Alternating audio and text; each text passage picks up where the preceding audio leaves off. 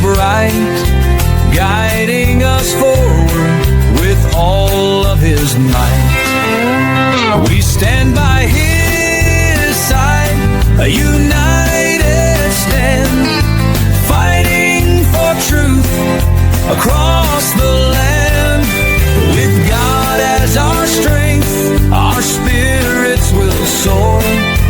Truth and justice prevail forevermore.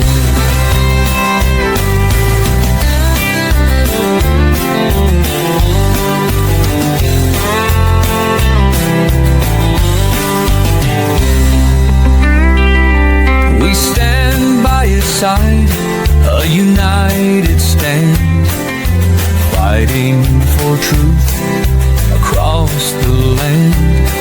With God as our strength, our spirits will soar.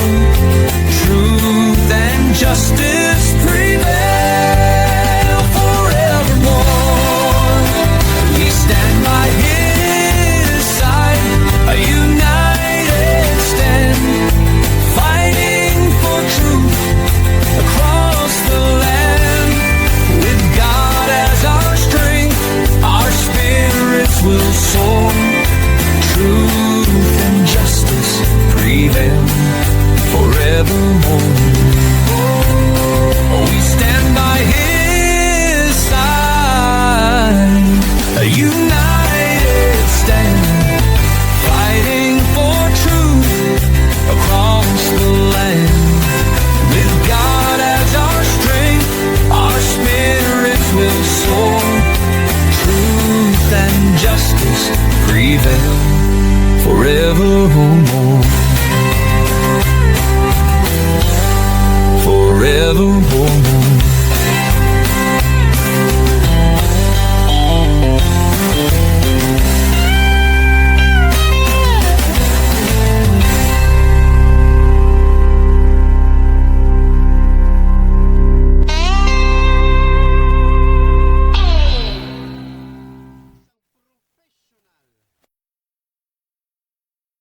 Hello and welcome sa Russia TV mga kapatid, at meron tayong debate na magaganap ngayon October 27, 2025 gabi dito sa Pilipinas mga kapatid, at ang topic natin ngayon ay dapat pa ring sundin ng mga Kristiyano ang 10 utos. So affirmative natin dito si Brother Denmar Santiago ng SDA, negative naman si Pastor Lloyd mga kapatid ng Calvinist. So sa ating setup ng debate, 10 minutes presentation, 7 minutes sa pagtatanong, at meron tayong rebuttal na 10 minutes, at syempre yung ating second cross, at meron tayong 5-minute na final conclusion. Mauna si negative, mahuhuli si affirmative. Sa ating rules mga kapatid, standard rules ito ng Russia TV. Summarize ko na lang kasi hindi naman sila bago dito. Rule number 1, yung 20 seconds na pagsagot. Rule number 2, yung close-ended na question or categorical. Rule number 3, yung 10 seconds explanation rule natin. Yung rule number 4, kung ano yung tanong, yun ang sasagutin. Yung rule number 5, sa first tanong lang kayo dapat magtanong sa inilatag ng katunggali. At kung tinatanggi niya during first cross, ay automatic next question yan. Rule number 7, 2 warning galing sa akin, -1 minute. Rule number 7, isang objection lang at isang clarification every question at no objection during final conclusion. Rule number 8, no insult about physical appearance, kasama doon yung mga pagmumura na alam natin. Rule number 9, no challenge question. Rule number 10, pwede kang magtanong ng mga sensitive at personal question. Pwede din pumili na sasagutin o hindi. Rule number 11, 7 minutes disconnection time limit. Rule number 12, bilang moderator may kapangyarihan akong magtakda ng bagong rules na hindi nakasaad dito kung ito lang naman ay kinakailangan. Rule number 13, bilang tagapamagitan ako'y nagsisilbing tagapangasiwa lamang ng debate na ito at hindi ako responsible sa anumang pananaw, paniniwala o pahayag ng mga debater. Ang mga sagot at opinyon ay pananagutan ng mismong nagsasalita. Hindi rin ako mananagot sa anumang hindi pagkakaunawaan, pagkasira ng relasyon o iba pang epekto dulot ng nilalaman ng debate. By the way mga kapatid, ako nga pala si Rasha Vista. Ako po ay isang Catholic, one of the member ng Templar of Truth. Nagmo-moderate na po ako halos many years mga kapatid. So, ako po yung tatayo, moderator, streamer, timer sa debate na ito. So, sumasang-ayon ba ang ating affirmative sa lahat ng nabanggit? Yes po, Mr. Moderator. At yung ating negative? Yes po, Mr. Moderator. Okay, so before natin simulan ng ating debate, syempre gusto ko muna kayong magpakilala. Unahin natin ang ating affirmative. Kilala ka, kapatid. Isang maunang gabi sa ating lahat, mga kapatid at mga kaibigan. Muli po ang inyong pong maliit na lingkod kay Kristo, Brother Denmar Santiago. Siya pong tatayo sa panig ng nalabing iglesia ng ating Panginoon. Kaya sa gabing ito, mga kapatid, ay patutunayan natin na dapat pa rin sundin ng mga Kristiyano ang 10 utos.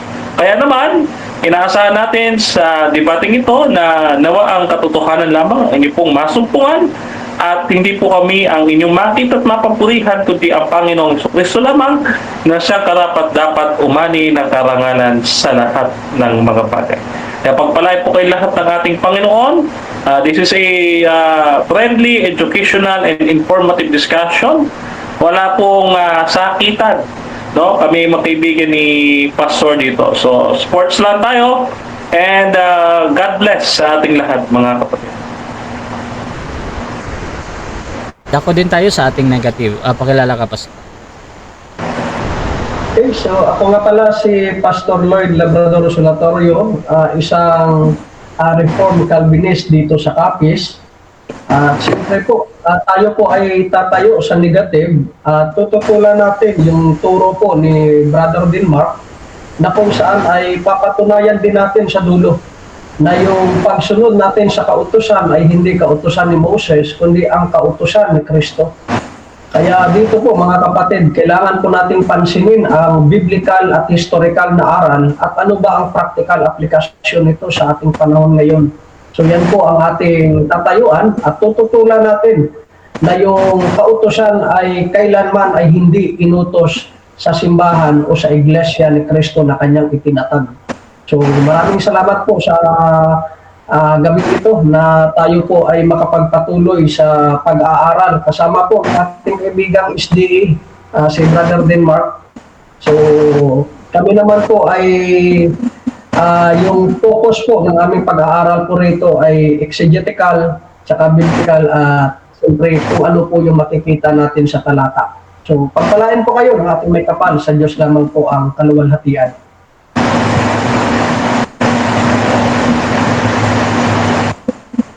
Simulan na natin ang ating debate, mga kapatid, at bibigyan ko ng 10 minutes sa unang pagpapahayag ang ating affirmative Brother Denmar Santiago sa kanyang patutunayan na dapat pa ring sundin ng mga Kristiyano ang 10 utos. Your time start now, bro.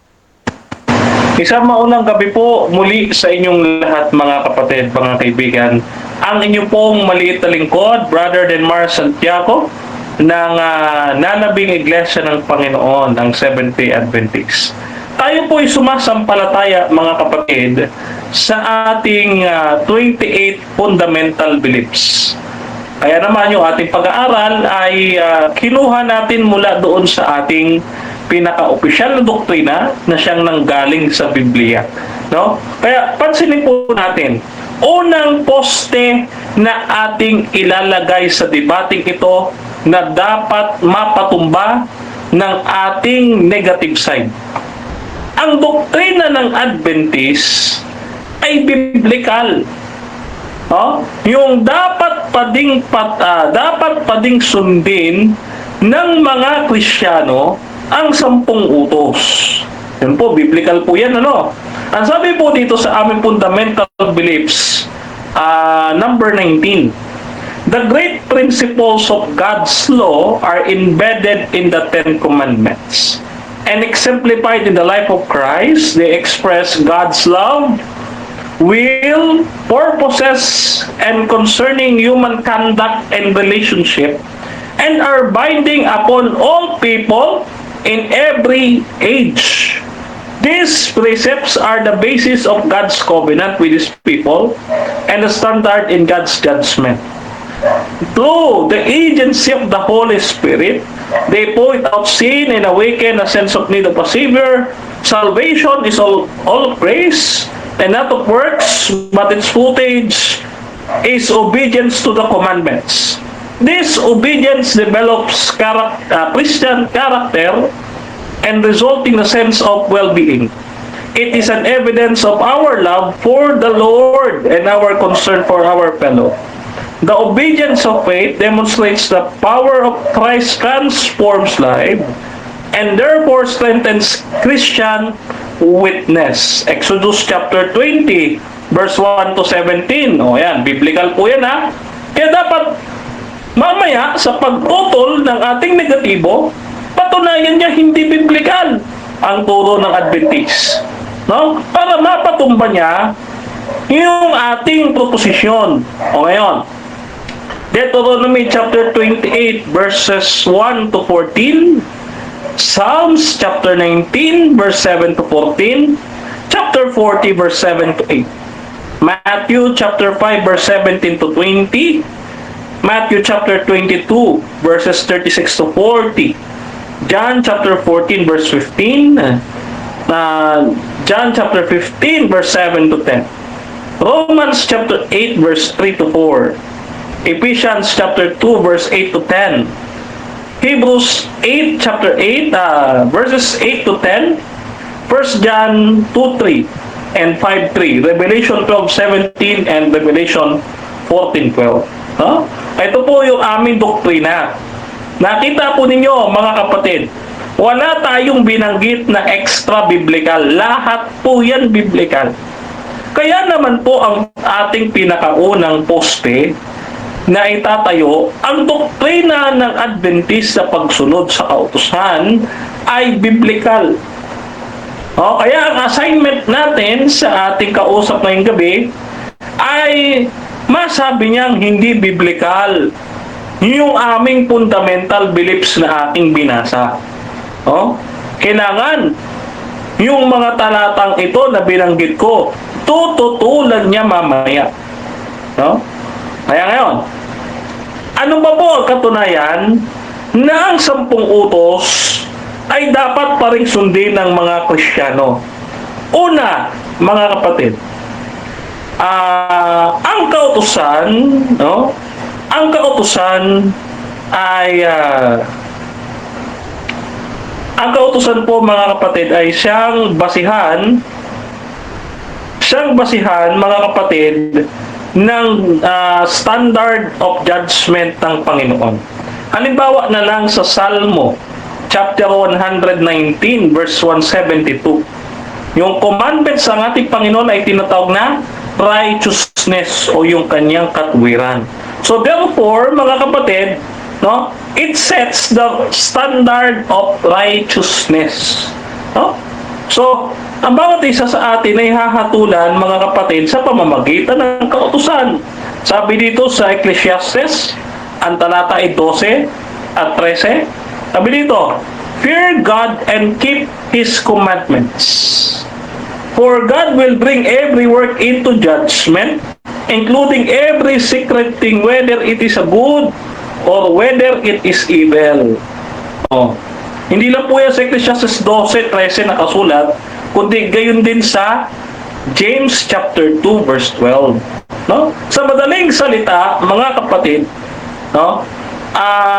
Ang pagsunod sa kautusan ay isang batayan ng paghatol ng Diyos sa tao sa darating na paghukom. No? Ano pa? Dito, mga kapatid, ang kautusan, no? Ang kautusan, mga kapatid, ay perpetual. Bakit?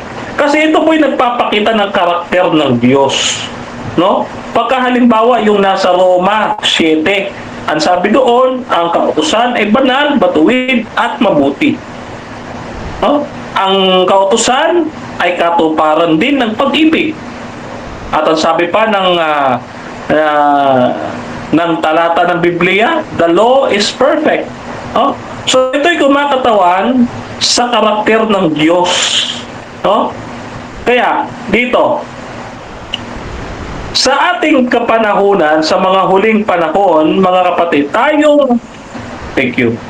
tayong mga Kristiyano o kami na mga Seventh-day Adventists particularly ay ang nalabing iglesia ng Panginoon. Ayon po yan sa propesiya ng Revelation 12. No? Kaya dito, napapansin po ninyo sa Revelation chapter 12 verse 17 and Revelation chapter 14 verse 12, ito po yung mga mangyayari sa huling araw. No? Kasi yung 1,260 days na binabanggit sa Revelation 12, yan po ay naganap noong 538 AD hanggang 1798 na papal supremacy. Pagkatapos noon at saka ibinalik ng Diyos ang kanyang bayan. No, kasi nangako ang Diyos na kanyang muling itatayo ang nabuwal na tabernakulo ni David. No?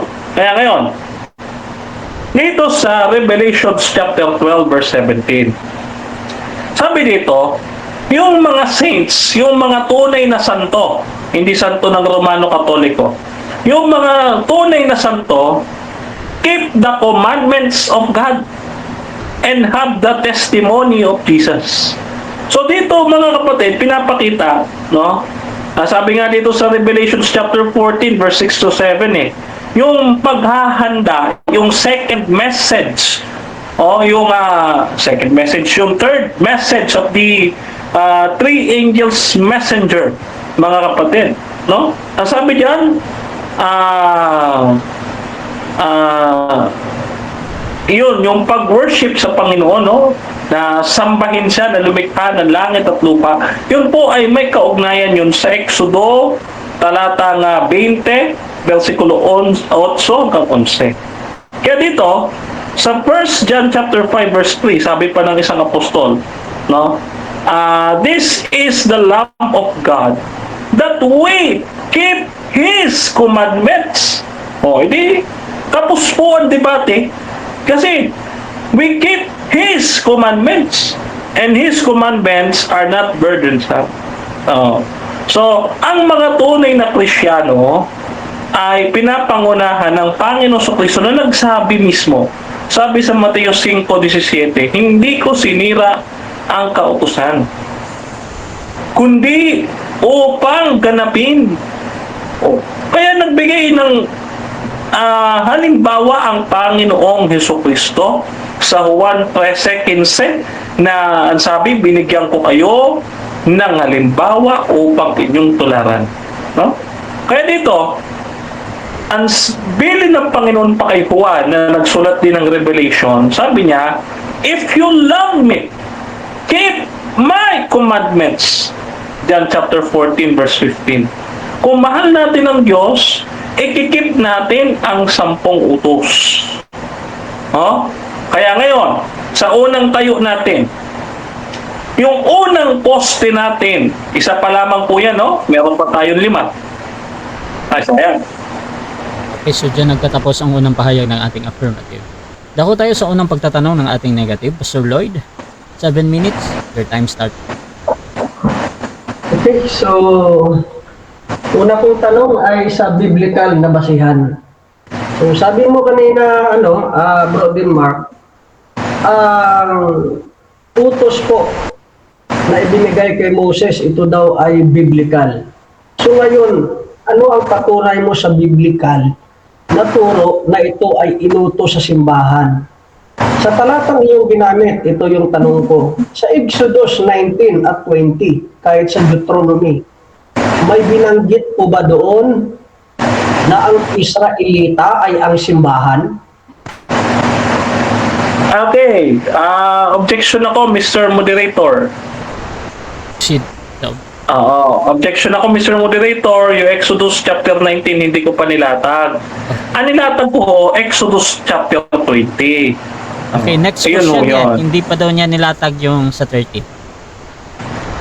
O kahit na hindi sa Exodus chapter 19 at 20, ipakita mo sa akin ang talata na nagsasabi na ang pagsunod sa utos ay inutos sa Iglesia ni Cristo. Okay, babasahin ko po. Gawa 7:38. Sabi po dito, Gawa 7:38. Ay itong yaong naroon sa iglesia sa ilang. Ayun, may iglesia po pala sa ilang eh. Kasama mga anghel na nagsalita sa kanya sa bundok ng Sinai.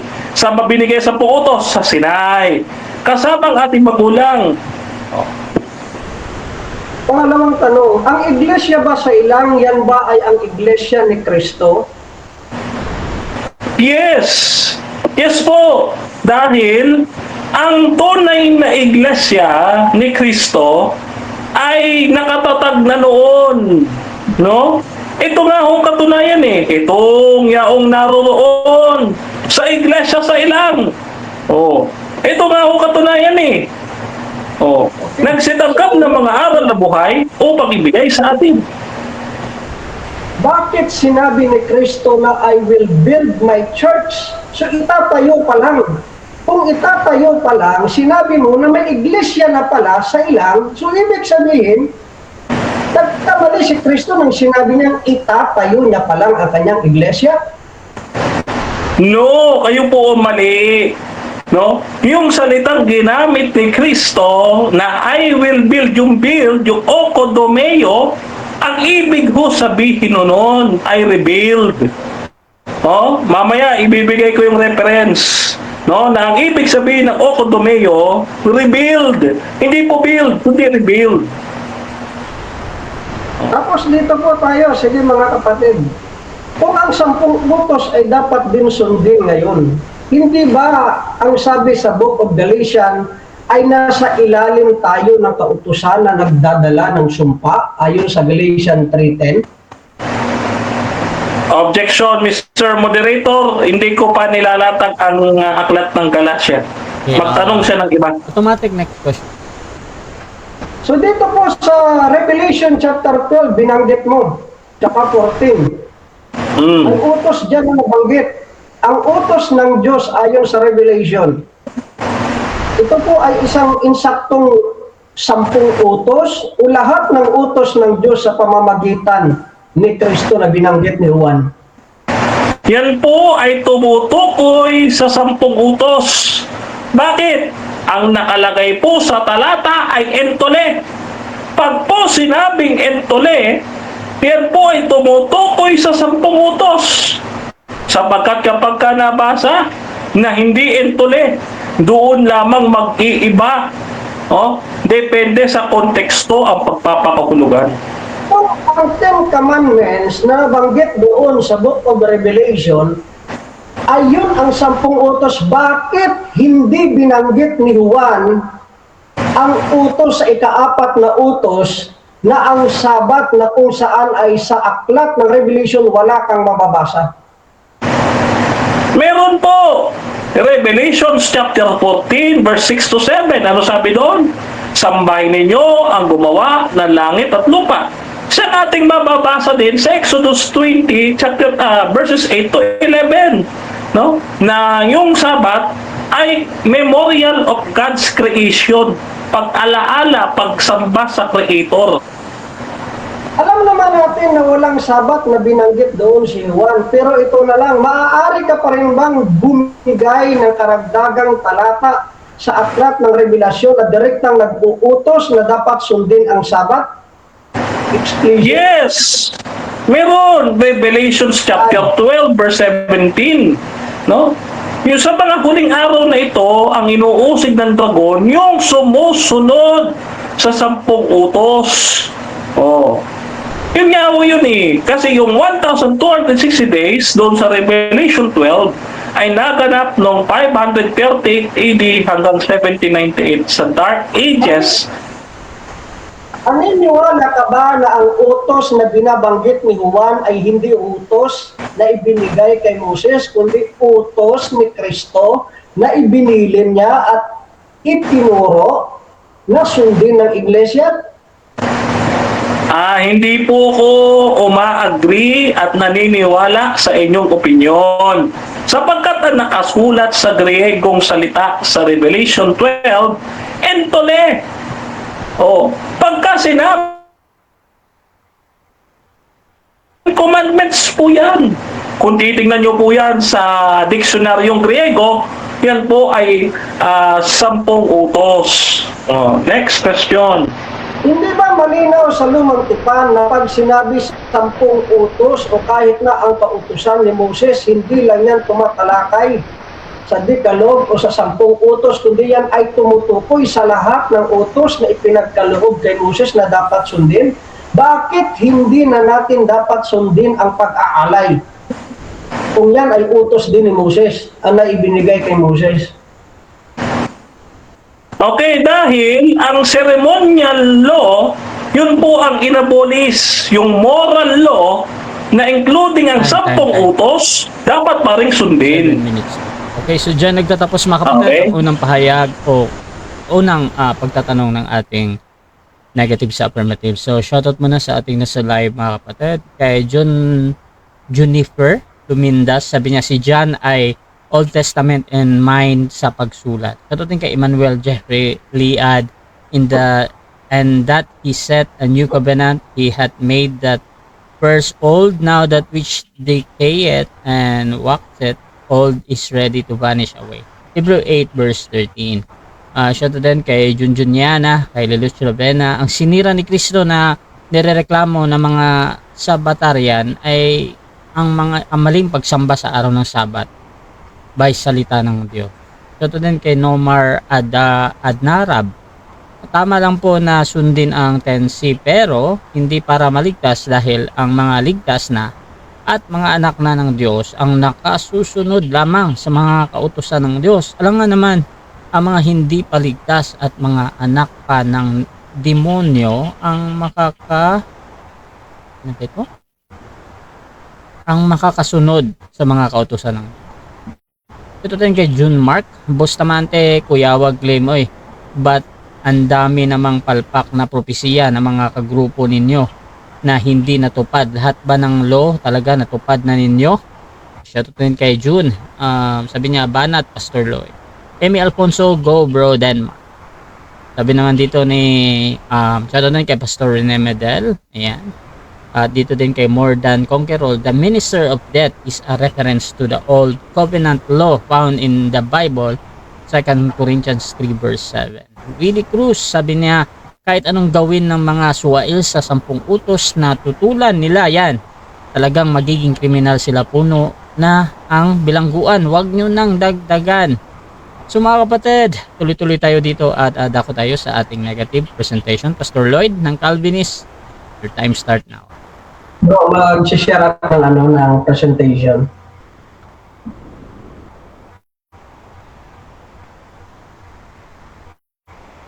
Check nga.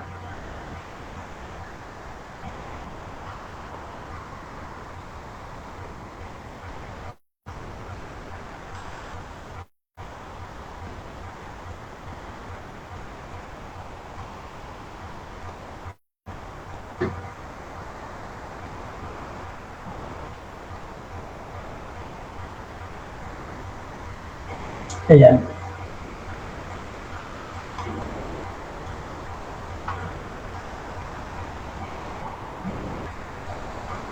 Sige. Saglit lang ha.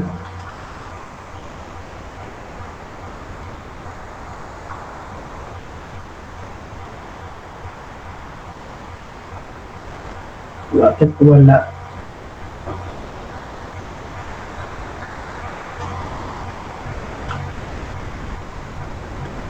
Okay, so habang hinihintay yung share screen ni Pastor Lloyd, shoutout muna mga kapatid sa ating nasa live. Kay Anthony Ariston, good job bro Denmark, mga negative, I don't know, more pointed question. ADK, more pointed question. Raymond Diaz, Galatians 3:10, lahat ng gawang ayon sa kautusan nasa ilalim ng sumpa, law is not of faith. Shoutout din kay Emmanuel Jeffrey Liad, kay Junjuniana, John Mark Bustamante, Duluch Labena mga kapatid, Nomar Adnarab, wala pa din pastora. Shoutout din kay Emmy Alfonso, syempre yung aking tatlong sister, si Sister Emmy, Sister Sister Grace, Sister Nena mga kapatid. Thank you. Shoutout din mga kapatid ating dyan sa iba't ibang forum na na-share natin. Ayan. Kay Pipito Sven 7. Ayan, shoutout sa kanya. Kay Dan Mateo. Nandyan din si Joe. Pwede mag-out muna. Yes bro, try mo. Out ka muna. Arlene Mendoza, shoutout sa iyo. Sister. At si Lilian Garon. Shoutout Mylene. Alicia. Shoutout sa kanya. Fe Espanyola. Erlinda Musong, ayan, pag sinabing low, lahat ng 613 low. Shoutout kay Vanessa Bustamante. Dito din kay Raymond Diaz, Dai. Try mo ulit. Okay, sa mga bagong pasok dyan sa ating live mga kapatid, ang topic natin ngayon ay patungkol dito sa patutunayan ng ating affirmative na dapat paring sundin ng mga Kristiyano ang 10 utos mga kapatid. So, affirmative natin, syempre Denmar Santiago ng SDA. Negative naman si Pastor Lloyd, yung naghahanda ngayon.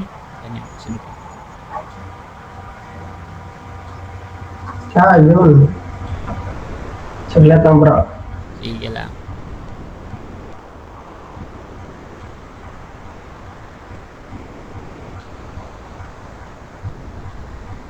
Okay mga kapatid, kung gusto nyo yung i-share yung itong live streaming na ito, i-share kahit sa profile nyo lang or mag-type lang kayo mga kapatid para matag na yung lahat ng inyong friends.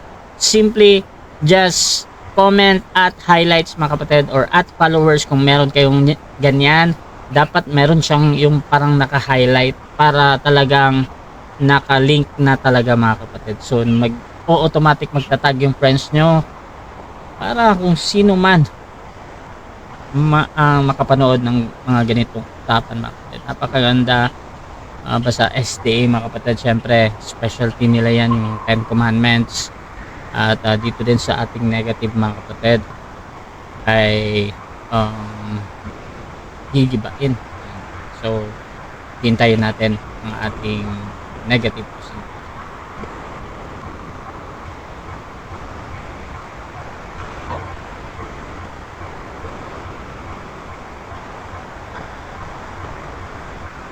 Bakit ayaw? Isa na lang bro. Saglit. Sige. Ayaw ba? Patient. Yan. Apo. Saglit.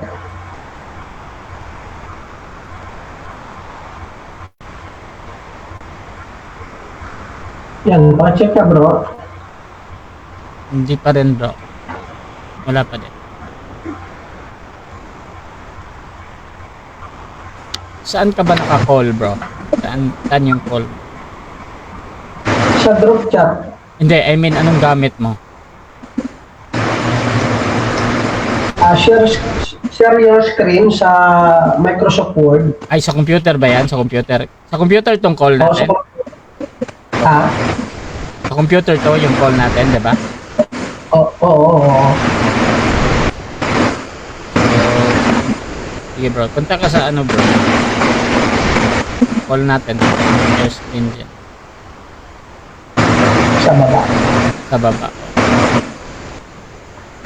Share your screen. Kung nahihirapan ka doon sa window, pwede entire screen. Basta i-click mo lang yung ano, yung kung saan ka nakatingin. Yun din yung ano namin makikita. So you can click entire screen or specific window, meron dyan. Yun. Yun ba? Yan, nakikita na bro. Pero yung screen niya ay hindi window. Sa group chat lang siya. Oo, ang gawin mo, Entire screen. pag maklik, Okay. Entire screen lang siya. yan. Yan bro, nakikita na. Biblical basis. Thank you Lord. Proceed bro. Okay. So, pagpasensyahan nyo na mga kapatid ha. Okay, so ang proposition po natin dito bilang parte rin po ng pagtututol natin, ang 10 utos ay hindi kailanman inutos sa simbahan mga kapatid.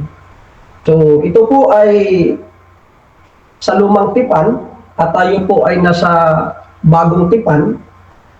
Yung 10 utos po ay, yan po ay bahagi ng kautusan ni Moses na kung saan ay ibinigay po ito bilang isang covenant nation. Hindi po ito kailanman inutos sa simbahan. Ngayon, ano nga ba yung biblical na basihan natin dito? Ang 10 utos ay ibinigay po by context sa Israel lamang. Ayon po yan sa Exodus chapter 19, Exodus chapter 20, na nawa ay pag-aralan ni Brother Denmark ang context ng talata na ang 10 utos na yan ay ibinigay sa Israel matapos silang pinalabas sa lupain ng Ehipto bilang bayang pinili. Kailanman wala tayong mababasa na ang simbahan ay siyang Israel kahit spiritual Israel. Wala po. So doon pa lang lilitaw na hindi biblical at hindi alam ni Brother Denmark ang context na ginamit. Kaya ang katotohanan na makikita natin dito, mga kapatid, kaya malinaw na ito'y ibinigay sa Israel, hindi sa lahat ng bansa, at lalong hindi sa simbahan. Ang konteksto ay tungkol sa covenant of God or kasunduan sa Sinai. At pangalawa, ang kautusan ni Moses ay isang covenant o sa pagitan ng Diyos at ng Israel. Yan po yung dapat pansinin ni Brother Denmark. Ayon po yan sa Deuteronomy chapter 4:13, ipinahayag niya ang mga tuntunin ng kasunduang ginawa niya sa inyo. Ano yan? Yan po yung utos na ibinigay kay Moses. Ang 10 utos na isinulat niya sa 2 tapyas ng bato. Kaya dito mga kapatid, malinaw po na ang Decalogue mismo ay isang Mosaic covenant at hindi po sa New Covenant ni Kristo para sa simbahan. At kahit si Kristo po ay ang sabi po diyan sa turo po ni Pablo, si Kristo ang katuparan ng kautusan, hindi ang pagpapatuloy nito. Kahit yung binanggit po ni Brother Denmark sa Mateo na ang sabi ni Kristo ay itinupad ni Kristo, yun po ay complete at tinupad, hindi po para ipagpatuloy. Bigyan mo ako ng aral na continuation yung pagsabi po doon na tinupad. Wala ka pong talatang mababasang ganon. Ang sabi po sa Romans chapter 10 verse 4, sapagkat si Kristo ang katapusan ng kasulatan o kautusan sa katwiran ng bawat sumasampalataya. Ang katotohanan dito mga kapatid, ito ay tinupad ni Kristo, ngunit hindi ibig sabihin, ilules na ba tayo? Wala na ba tayong moral standard ang simbahan? Mayroon po mga kapatid. Ang batas po na ating sinusunod ay ang batas ni Kristo o ang tinatawag ni Pablo na law of Christ. At hindi po ang batas na ibinigay po kay Moses. Sa turo po ng SDA, si Kristo mismo raw ay nagturo ng 10 utos. Kaya dapat sundin pa rin ito ng simbahan. Ngunit kung babasahin natin ang buong teksto ng Ebanghelyo at ng Bagong Tipan, ang malinaw na sagot ay hindi tinuro ni Kristo ang 10 utos bilang kautusan para sa simbahan. Sa halip, ginamit niya ang mga ito upang ipakita ang layunin at katuparan ng kautusan at itinuro ang kautusan ni Kristo na law of Christ na siyang mas mataas na pamantayan ng pag-ibig. Ano nga ba yung biblical at historical na pagtuturo? Sa Biblia po, dito po makikita natin at sa historical na pag-aaral, si Kristo ay nabuhay sa lumang tipan. Totoo po yan na tinuro niya, totoo po yan na sinunod ni Kristo, pero hindi niya po ito tinuro sa simbahan. Bakit niya po ito tinupad? Bakit niya po ito tinuro? Hindi upang ipatupad sa simbahan, kundi dahil si Kristo po ay Israelita. Si Kristo po ay namuhay sa ilalim ng lumang tipan noong hindi niya pa po ito naganap. Ang sabi sa Galatia 4:4, ngunit nang dumating ang ganap na kapunuan, sinugo ng Diyos ang kanyang anak na ipinanganak ng babae, ipinanganak sa ilalim ng kautusan. Si Jesus, mga kapatid, ay isinilang at namuhay habang umiiral ang lumang tipan, kaya ang kanyang pagsunod sa Sabat, ang pagbanggit ng 10 utos, ay bahagi ng kanyang pagiging masunurin bilang Israelita, hindi utos sa simbahan. Siya ay sumusunod sa kautusan upang ito ay kanyang tuparin, to fulfill, not to extend or to continue. Hindi upang ito ay panatilihing para sa simbahan. Ang misyon po ni Kristo ay tuparin, hindi ipagpatuloy ang kautusan. Ito po yung binanggit ni Denmark na hindi niya ata napag-aralan. Ang sabi po diyan, yung salitang ginamit sa Mateo 5:17 ay upang tuparin, ibig sabihin, tinapos niya na ang layunin ng kautusan. Hindi niya ito pinanatiling umiral sa ilalim ng bagong tipan. Yan po yung exegetical na pag-aaral at Grego na ginamit ay tinapos, hindi upang ipagpatuloy. At kahit sa mga Israelita, pagkatapos ng kanyang kamatayan at pagkabuhay, ang lumang tipan ay binago na ni Kristo sa Hebreo 8:13. Ang sabi ay, nang sabihin ng Diyos ang tungkol sa bagong tipan, pinawalang bisa niya na ang una. Yun po ay ang tipan na ibinigay po sa mga Israelita. Kaya yung tipan na ipinagkaloob po rito ay sa pamamagitan ng pananampalataya kay Kristo, hindi po yung tipan na ibinigay po sa Sinai. Pagkatapos ng muling pagkabuhay, hindi niya inutos sa mga alagad, ni tinuro man ang 10 utos. Pansinin niyo mga kapatid, sa Mateo chapter 28, 18 and 20, wala po diyang nabanggit na utos po ni Moses. Hindi niya sinabi na turuan sila na sundin ang utos ni Moses, kundi ang 10 utos. Ang sabi po diyan, ang sinabi niya, ang lahat ng inutos ko. Utos po yan ni Kristo, hindi po yan utos na ibinigay kay Moses. Sa Council of Jerusalem, ang mga hintil na believer ay hindi kailangang sundin ang Mosaic Law. Nang usigin ng mga apostol o usisain ng mga apostol sa Jerusalem kung dapat bang obligahin ang mga hintil sa kautusan ni Moses, ang kanilang desisyon ay ano mga kapatid? Huwag natin silang pabigatin at pasanin ang hindi nating kayang dalhin. Hindi nyo na magagawa at hindi nyo na maisakatuparan. Ipapasunod nyo pa sa mga hintil na mananampalataya. Kung ang 10 utos ay utos at bahagi na inutos sa simbahan, dapat ay malinaw na binanggit dito sa Council of Jerusalem na inutos din ang Sabat na bahagi po ng 10 utos pero wala pong binanggit. Pansinin mo maya, Brother Denmark, kung ano yung binanggit na utos dyan. Wala diyang 10 utos na binanggit. For fellowship lang po dyan para sa Hudyo at hindi. At ang mga early father natin na nagturo ng 10 utos ay hindi binding sa church.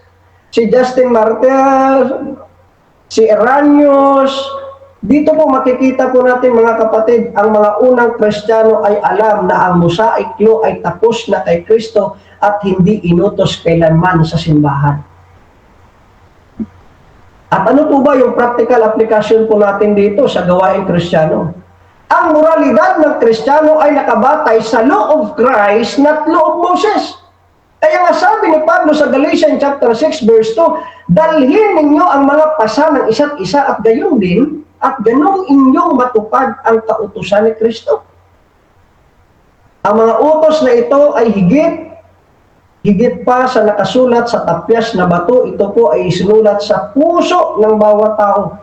Ano po ba ang utos ni Kristo? Ibigin mo ang iyong kaaway. Pagpapatawad, maglingkod sa isa't isa.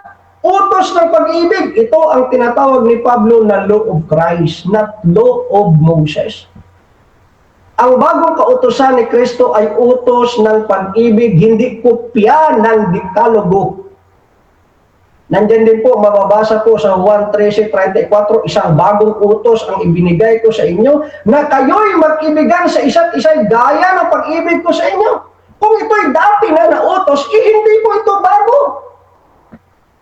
Ang bagong utos ay hindi dagdag sa lumang 10 utos, kundi pinalitan ito bilang batayan ng moralidad ng mga Kristiyano na ang pag-ibig ni Kristo ay mas mataas kaysa sa huwag kang pumatay, huwag kang magnakaw, at ang iba pang mga utos na nabanggit sa 10 utos. Ilang minuto, brother? Time na bro. Dito po yung conclusion, mababasa nyo na lang po na hindi po yan inutos ni Kristo. Okay, so dyan nagtatapos mga kapatid ang negative na presentation. Ako tayo sa unang pagtatanong. Bro Denmar, 7 minutes. Your time start. Ako. Pastor, good evening. Ang una kong tanong, ang sabi ninyo, sa Exodo 20, Exodo Kapitulo 20, versikulo 20, no, na sinabi ninyo kanina, ito ay para sa Israel lamang. Dito po sa Kapitulo 20, talatang 10, na binabanggit na mga taga-ibang lupa, ito po ba ay mga Hudyo o Hintil? Kasama po dyan yung mga hintil, pero yung sagot natin dyan, yan ba ay simbahan? Kasi yung premise natin, inutos sa simbahan. Simbahan ba ang hintil? Hindi. Ang rason bakit po yan na inubliga rin po kahit ang mga hintil na sumunod para wag pamarisan bilang respeto po sa kautusan ng Diyos, pero never po nabanggit diyan ang simbahan. Sa madaling salita, Pastor, okay, sa madaling salita, Pastor, ito sa madaling salita, yung utos sa Exodo chapter 20, hindi lang mga Israelita ang nandito, kundi mga iba pang mga taga-ibang lupa o mga tinatawag nating mga hintil. Yes or no? Yes po, kasama po dyan yung mga hintil, pero malinaw na nabanggit, wala po dyang simbahan na binanggit na kasama. Yung paksa po natin at proposition, ito po ba ay inutos sa simbahan? Ngayon, hanapan mo ako sa Exodus chapter 20 kung may simbahang kasama po dyan. Next po. Okay. Next question. Follow up. Sabi ninyo, hanapan ko kayo ng talata na iniutos sa iglesia ang 10 utos. Dito sa Gawa 7:38, yung iglesia sa ilang na nakatanggap ng aral na buhay upang ibigay sa atin na galing sa bundok ng Sinai.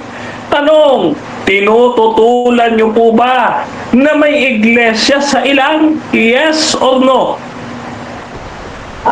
No po, hindi po natin yan tinututulan, pero alamin po natin ang context. Ang iglesia sa ilang ay tumutukoy po sa mga Israelita, hindi po sa simbahan na ginawa o itinatag ni Kristo. Napakalinaw naman ang kasaysayan ng Israel. Kailanman hindi binanggit sa Biblia, sa Luma at sa Bagong Tipan na ang Israel ay ang simbahan. Sa madaling salita, Pastor, yung 10 utos ay iniutos sa iglesia sa ilang. Yes or no? Yes po, sumagot po tayo dyan na yes, yan po ay sa iglesia sa ilang, pero alamin mo ang context, sino ang iglesia sa ilang na tinutukoy. Yan po ay tumutukoy sa Israel. Hindi po tumutukoy sa simbahan na itinatag ni Kristo. Dahil ang sabi niya, itatatag ko pa lang, para sa'yo, itatatag uli. Mali po yun, mga kapatid. Okay, next question, Pastor. Okay, next question. Ngayon, ang sabi nyo, yung iglesia sa ilang ay mga Israelita lang. Uulitin ko, Pastor. Sino po ang inutusan sa Exodo chapter 20 verse 10? Mga Israelita lang o kasama pati mga taga-ibang lupa? Primarily po, yan po ay patungkol po sa Israel. Wala po diyang nabanggit. Basahin mo yung verse 1 at verse 2, sino yung tinutukoy dyan na ibinigay yung kautusan. Kahit Exodus chapter 19, basahin niyo po. Napakalinaw naman po na nabanggit. Huwag niyo pong ipilit na pagdikitan yung simbahan na nandiyan na sa 19. Okay. Iwan po kita dyan, Pastor. Ang topic natin, dapat pa ding sundin ng mga Kristiyano ang 10 utos.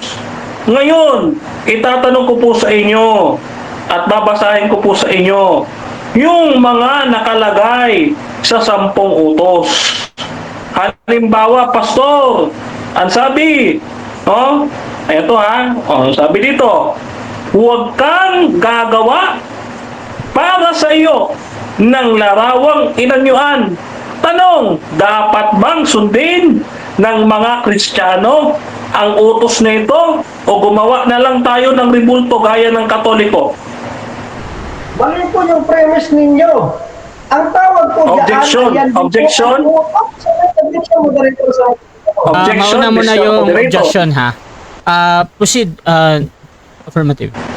Ang tanong ko po, Mr. Moderator, Okay. categorical. Mamimili siya. No, dito sa unang utos na huwag kang magkakaroon ng larawang inanyuan. Ang tanong ko po kay Pastor, Mr. Moderator, ito bang utos na huwag gumawa ng larawan dapat pa ding sundin ng Kristiyano? O gumawa na lang tayo ng ribulto gaya ng Katoliko? So, dapat ba or gagawa na lang? Pastor Lloyd, may counter-objection ka? objection, moderator. Or pipil? Okay, proceed. Oo. Yung objection ko sa kanyang pagpipilian ay wala po. Bakit? Dahil yung utos na sinusunod po ng mga Kristiyano ay hindi utos na binigay kay Moses, kundi utos ni Kristo na ibigin mo ang Diyos at yung paggawa ng ribulto ay mali po yun sa utos ni Kristo. At ikaw, Okay. So, ganito bro, para hindi magamit yung objection doon sa mahabang paliwanag, importante kasi sa moderator yung pagpipilian. However, kung wala doon ang sagot mo sa pagpipilian, pwede kang gumamit ng 10 seconds. So, gagamitin mo ba, Pastor Lloyd? okay, 10 second po. Kailan po ba nagamit o kailan po ba binanggit at nagsimula ang mga Kristiyano? Nang doon na ba sila? Nung panahon na inutos ng Exodus. Okay, next question. Isa pa, Pastor.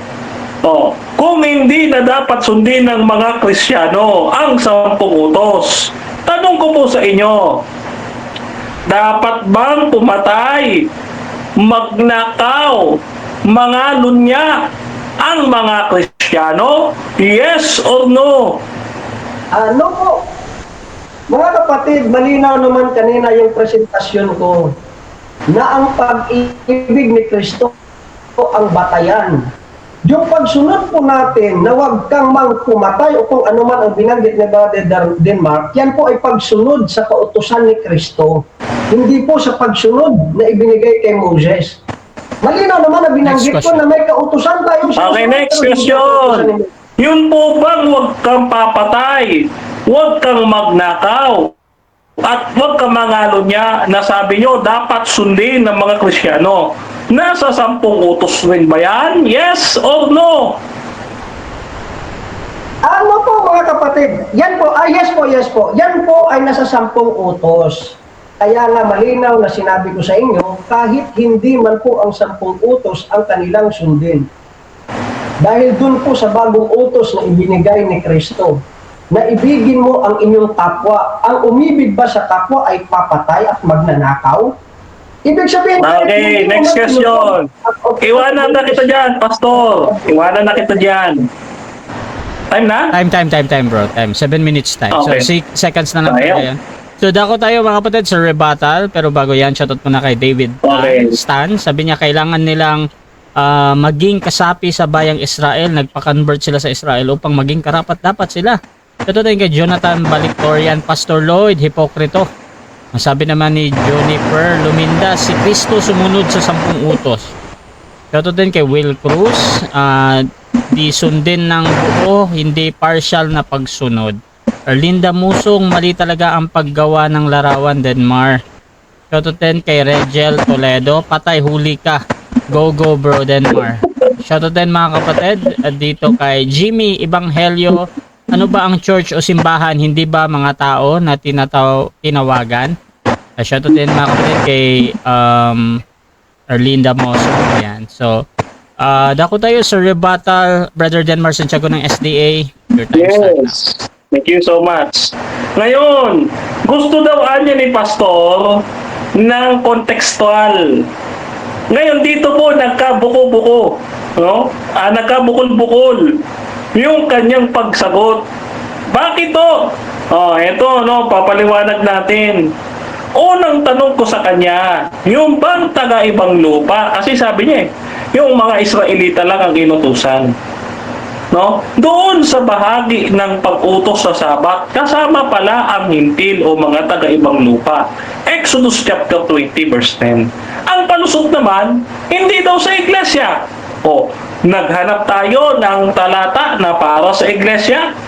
Sabi niya, para lang daw sa Israelita. Ano na yung sagot mo nung una, nakasama yung hintil? Nagbabanggaan. Nagbabanggaan ang sagot ngayon ni Pastor. Ngayon, eto mga kapatid, meron pa siyang tawag dito, meron pa siyang kinalubugang kumunoy dito, no? Lalo pa siyang gumugulong. Bakit? Kasi mga kapatid, no? Inamin niya na yung huwag kang mangangano niya, huwag kang magnakaw, huwag kang papatay, nasa 10 utos na dapat sundin ng mga Kristiyano. Doon pa lamang mo tapos na ang debate. Kaya dito, hindi siya makasagot ng diretsyon ng tanungin tungkol sa larawan. Mamaya sasagutin natin yan. Ngayon, puntahan natin yung sinasabi niyang Mateo 16:18.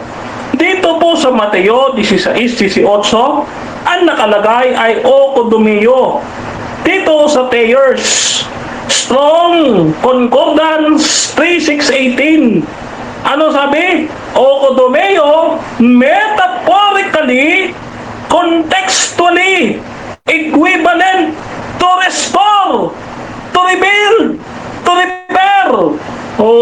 Hindi naman pala building. Ano sabi ni Thayers? Contextually, equivalent, to repair, to rebuild, to restore. Yun yung salitang okodomeo. Diba? Kaya, dito, ano pa sabi ni Chuck Walton and Art Saginsin, noong 2019, sa Spiritual Things You Need to Know Before You Die, page 15, sabi dito, He is the only authority sent by God to rebuild the church. Rebuild naman po pala ano pa? Ito pa yung ating referensya.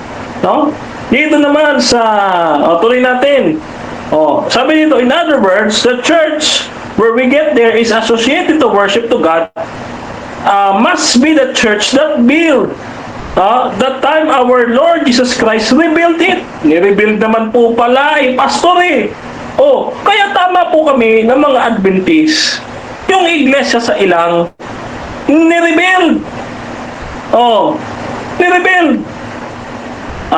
Kahit po ang katisismo ng Katoliko dito sa CCC 751, sabi dito, the church, ecclesia, the Greek word ecclesia called out once, means a convocation of an assembly, designates the assembles of the people of God, usually for religious purposes.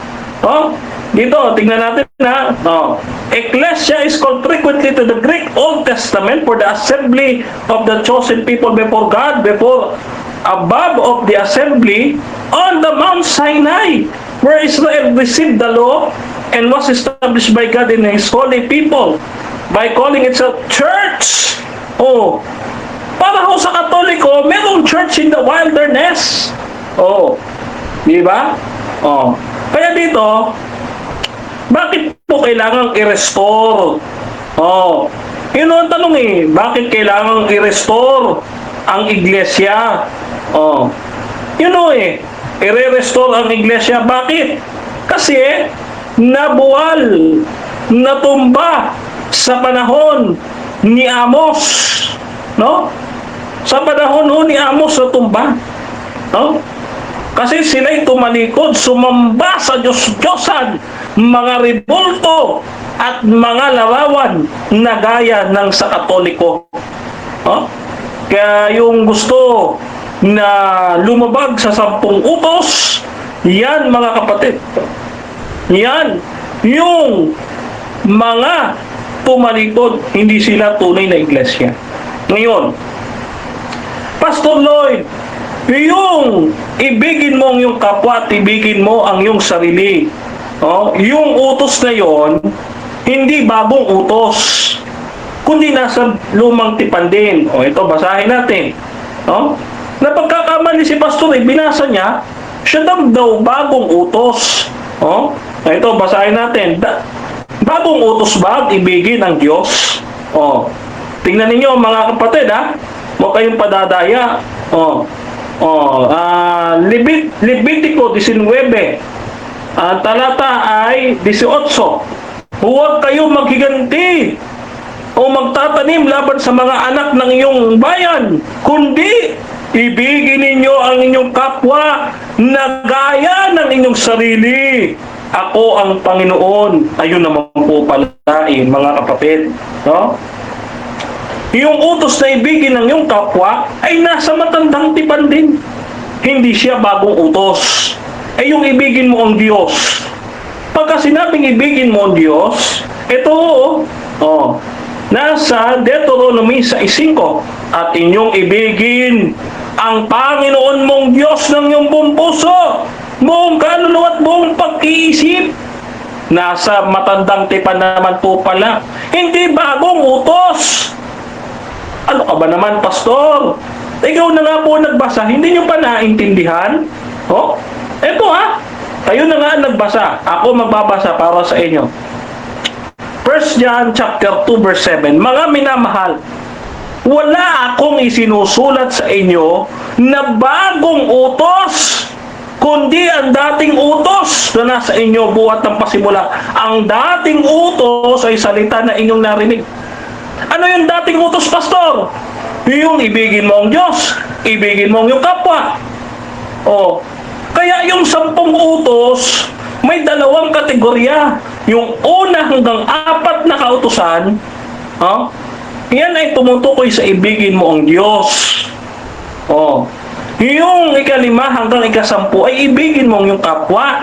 But it doesn't mean na kinategorya, wala nang kautusan at di na dapat sundin. Ganun ho yun. Ngayon, hindi daw itinuro ni Kristo ang 10 utos. Okay. Sino ba ang Diyos si Pastor Lloyd? Tingnan nyo dito sa Exodo 3:14.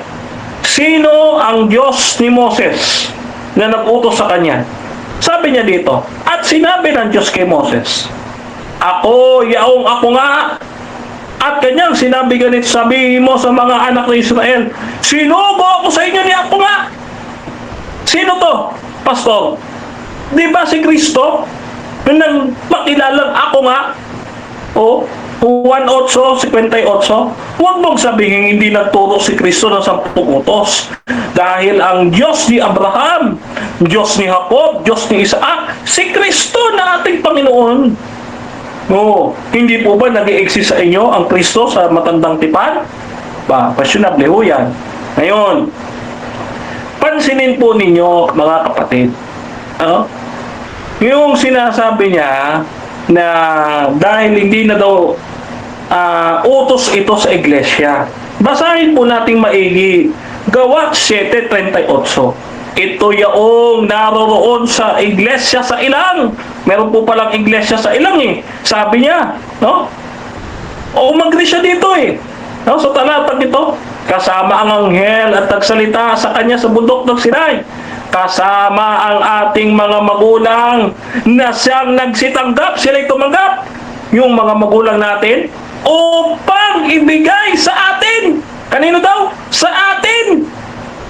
Kaya dito sa Revelation chapter 12 verse 17, Pastor, yung mga tunay na lingkod ng Diyos sa mga Kristiyano sa huling araw, ayon sa propesiya, ano daw? Siyang nagsisisunod ng mga utos ng Diyos at mga may patutuo ni Jesus. Revelation chapter 12 verse 17. Kaya dito sa pagkakataong ito, wala pa pong naitututol ang negatibo sa tema. Marcos, hindi rin niya natibag yung ating poste. Ayan. Okay, so dako tayo sa 7 minutes na second cross, Pastor Lloyd. Your time start. Okay, so unang tanong. Pinag-iisa niya yung iglesia ni Cristo tsaka yung Israel. Saan mababasa? Pinag-iisa ng Biblia. Saglit lang, nagtatanong ako mga kapatid. O sige. Kala ko tanong na yun eh. Proceed. Excited ka? So, saan doon nabanggit na kung saan ang Biblia mismo ay nagsasabi na ang Israel ay tinawag na katawan ni Kristo? Okay, ang sabi ho dito sa aklat ng Galasya. Mababasahin natin ha. Oh, dito sa aklat ng Galasya. Oh, dito sa talata kapitulo ayan. Kapitulo 3. Oh, sabi diyan, at kung kayo'y kay Kristo, kayo nga'y binhi ni Abraham. Galasa 3:29, no? Mga tagapagmana ayon sa pangako. Oh, spiritual Israel po yan. Okay, so pangalawang tanong. Ang nabanggit po dyan ay seed of Abraham, hindi po spiritual Israel. Bakit binanggit po sa Efeso chapter 1, verse 22 at 23, kung kasama sila sa katawan ni Kristo? Bakit mayroon pong nabanggit na pagkakaiba sa Israel at simbahan ni Kristo? Wala po, nasa isip nyo lang yan. Dahil yung inyong iniisip ay dispensation na galing kay Scofield. Eh huwag nyo po akong dadalhin sa dispensation ni Scofield kasi hindi po yan biblical. Yan ho yan eh. Galing ho kay Scofield yan, dispensation na sinasabi ninyo. Na pagkakahiwalay ng church at saka ng Israel. Mali po yan, pastor. Next question. Mga kapatid, lumilitaw po dito na umiiwas sa tanong si Dean Mark. Hindi si Scofield yung tinatanong ko sa Efeso 1:22. Objection, Mr. Moderator. Mauna yung objection, meron namang counter-objection na. Proceed. Moderator, nagko-close na ho siya na umiiwas ako sa tanong. Okay. Magtanong lang siya, wag siyang mag-conclude. Okay, counter-objection meron ba? Yes po, moderator. Yung tanong ko po sa Efeso 1:22-23, hindi kay Scofield kung at sino man. Ang Biblia po yung So ganito bro. tinutunan natin dito ng basihan. So ganito bro, hindi ko muna kasi maintindihan kung nagpipremise ka patungkol kay Scofield doon sa tanong mo or nagko-comment ka doon sa sagot niya kanina ba? Gusto ko munang buuin mo yung tanong, Pastor Lloyd. Proceed ka, Pastor. Kung walang ibig sabihin o kung wala na kung saan ay dito po mababasa po natin Efeso chapter 1 verse 22-23. Bakit sinabi na may pagkakaiba ang Israel sa body of Christ na binanggit ni Pablo kung sila naman pala ay iisa lang sa katawan ni Kristo? Okay, sagot, Mr. Moderator. Hindi po yan categorical ha. Ito sagot ko. Yung sinasabi ni Pastor na Division of Israel at Church galing kay Scofield, no? Na promotor ng dispensation. Hindi po yan biblical, no? Kaya wag mo kong dadalhin sa dispensation ni Scofield. Si Scofield po nag-invento ng dispensation. Next question. So saan po doon sa Mateo 16:18 na sinabi ni Jesus, I will build Israel? Okay, saan mababasa? Ang sabi niya doon, Kodomeo. No, rebuild. Hindi niyo po kayang tutulan yung sinabi ni Thayers. Ang sabi ni Thayers, ito ha, Thayers, Kodomeo. Ano sabi? Metaphorically, contextually equivalent to restore, to rebuild, to repair. yan Thayer's Greek Dictionary. Next question. Of the New Testament. Iiwan din kita dyan. So, tapos pangalawa, kung ang Israel ay ang simbahan, bakit sinabi ni Pablo na ang hiwaga ng iglesia ay hindi nalalaman noong unang panahon sa Efeso 3:4-6? Nalaman po. Okay. Ang sabi po dito, sabi ni Pablo, ito Ephesians 3:10, revealed unto the holy apostles and the prophets. Sino po ba yung prophets? Yung mga Old Testament prophets, i-reveal naman po pala hindi na mystery yun. Ni-reveal po pala sa mga propeta. Next question. Kung matagal na pala na umiral ang simbahan at na-rebuild na, ano ang sinabi ni Pablo na hiwaga? Okay. Ang hiwaga na binabanggit ni Apostol Pablo ay ang pagsasama ng Hudyo at Hintil sa pangako. Dahil ang Hintil ay ikinabit sa punong olibo. Kailan ikinabit? Sa panahon ni Ezra, ay may mga naging Hudyo dito, nagpatuli, at mga nagiging Hudyo. Babasahin po natin Teka. Ezra, ay sayang. Okay. Next question po. So dito po malalaman po natin na kung saang binanggit sa talata na binanggit ang simbahan na spiritual Israel. May mababasa, wala? Meron. Implicitly meron. Revelations chapter 12 verse 17. Bakit? Yung babae dito ay isang tumutukoy sa Israel. At sabi dito, at nagalit ang dragon sa babae at umalis upang bumaka sa nalabi sa kanyang binhi. Alin ito yung iglesia? Next po na tanong, dito po makikita po natin na kung saan mayroon pong bagong katawan si Kristo. Yan po ay Hudyo at Hintil.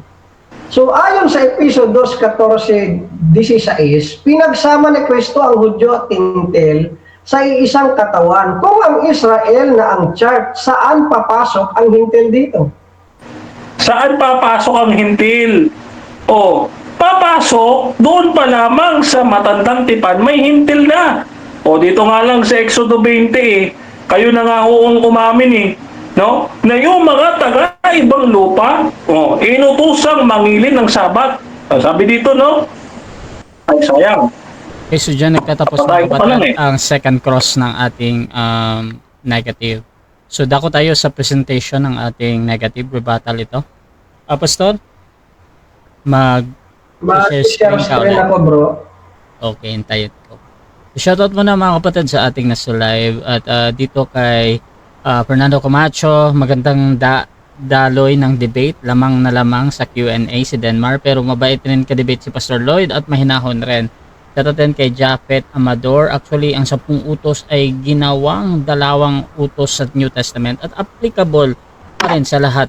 Sa Sabat lang naman yan sila allergic, believe or not, period.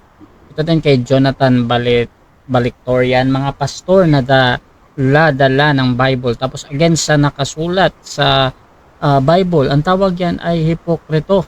Ito din mga kapatid kay JC Maprangala, in regards to salvation, then obeying the 10 commandments is not a requirement because we already failed at it in Adam, but in regards to sanctification, in conforming to Jesus Christ, then I would say yes.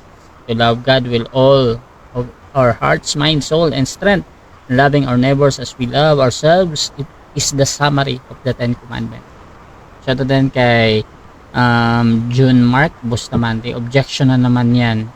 Reggie de la Cruz, sabi niya, kaya mo bang panaligan na ang lahat ng kautusan ni Moises at ang turo ng mga propeta ay pinaloob na ni Jesus sa 2 utos. Ito din mga kapatid, dito kay Raymond Dais, at lahat yun sabi ng Bible, law, commandments, and 14 ordinance tinupad ni Christ.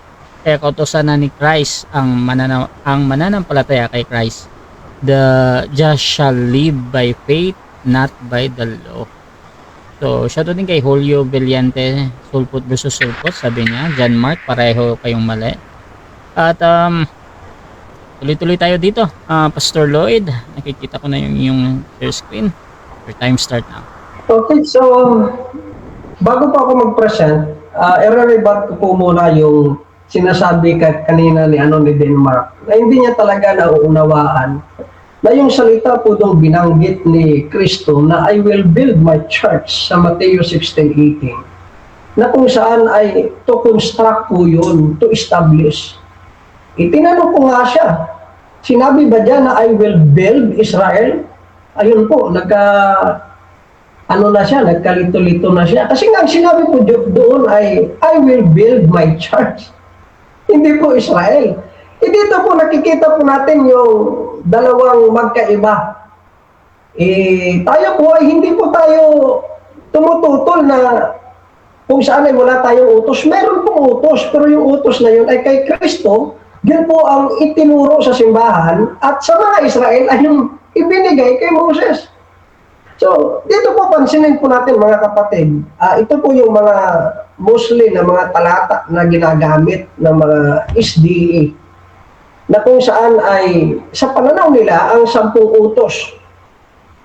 Medyo na yung monitor ko, saglit lang. No, pa-pause mo na ng time.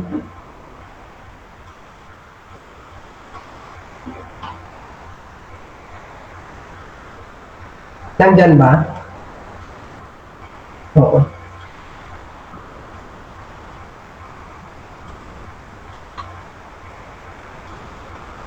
Okay mga kapatid, dapat muna sa ating nasa live. By the way, sa mga bagong pasok dyan sa ating live, ang topic na pinag-uusapan ngayon ay patungkol dito sa dapat pa ring sundin ng mga Kristiyano ang 10 utos. So affirmative natin si Denmar Santiago, yung tinatanong kanina, at negative naman si Pastor Lloyd, yung nagpapahayag ngayon mga kapatid sa kanyang rebuttal. So please mga kapatid, comment down yung inyong hinaing or ano man yung iyong reaction dito sa ating debate.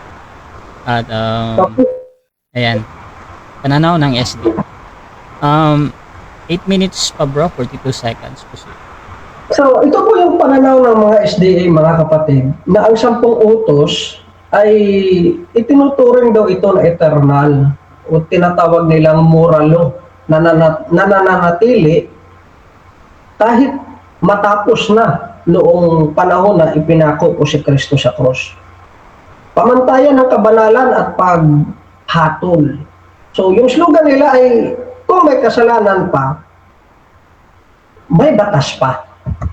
So, dito po makikita po natin, ito po yung ginamit din po sa ni Denmark na kung saan ay sa Mateo chapter 5:17 at 19, hindi raw dito inalis ni Kristo ang 10 utos kundi pinagtibay. Pero yung word na fulfill po dyan ay to complete. Hindi po to continue. Pag sinabing complete ay tinupad na ni Kristo. Pag natupad na, meron na siyang bagong utos. At yun po yung 2 utos na lang. Ihirap ka lang sundin yung 2 utos, 10 pa kaya. Kahit na po isama niyo pa po yung libong-libong utos na nandun sa lumang tipan. At kahit po dito sa John chapter 14:15, ang sabi ko dyan ay, kung ako'y inyong iibigin at tutuparin ninyo ang aking mga utos.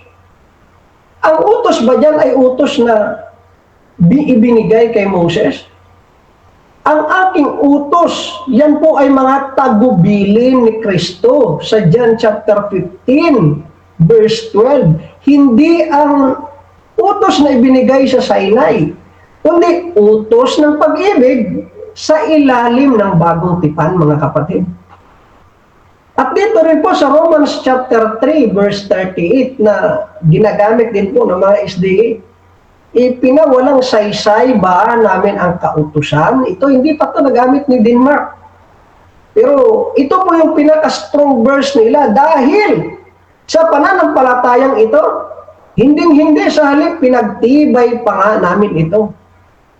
Ito po ang sagot ni Pablo sa tanong ng mga Hudyo, kung hindi tayo naligtas sa kautusan, ibig bang sabihin winasak muna ang kautusan? Ang sagot ni Pablo, hindi. Ang pananampalataya kay Kristo ay nagpapatunay na tama ang kautusan na tayo'y makasalanan at nangangailangan ng tagapagligtas. So yung kautusan pala ginagamit para ipakita ang pagkakasala ng tao at yan po ay hindi na rin po naulit sa simbahan. So ibig sabihin po dito ay ang pinagtibay hindi po na in-extend. Yung pinagtibay po ay naitupad. Na kung saan ay totoo po yan. Na dahil sa kautusan ay nakikita po ang kasalanan ng tao. Dahil ang kautusan po ay mayroong kapangyarihan sa paghatol pero hindi sa pagliligtas. Ganito rin po yung ginamit ni Denmark. Revelation chapter 12:14, sabi niya, nandyan po ang iglesia. Yung babaeng iyon na nagre-representa hindi sa iglesia, kundi sa Israel. Ang tunay na simbahan ay tumutupad sa utos ng Diyos. Pero pansinin po natin mga kapatid, ang tunay or ang utos ng Diyos, yan po ay kaloob niya na ipinahayag sa pamamagitan ni Kristo. Yan po ay law of Christ, not law of Moses. Sa historical naman ng SDA, meron daw dalawang uri ng batas, yung moral law, ceremonial law, na kung saan ay ang ceremonial o ritual ay tapos na. Pero ang katotohanan nagpapahayag, walang ganitong paghihiwalay sa Biblia dahil yung talatang nabanggit ko diyan, ang law of Moses ay buo. Pag sinira mo ang isa, sinira mo na lahat. Ibig sabihin, kahit isa lang sa kautusan, ang hindi mo nasunod, hahatulan ka ng Diyos. Yan din po yung malinaw na sinabi ni Santiago. Ibig sabihin, bakit hindi na tayo hahatulan ng Diyos sa lahat ng mga mananampalataya sa Romans chapter 8? Dahil tinupad na po ito ni Kristo. Ang Sabat daw ay eternal sign.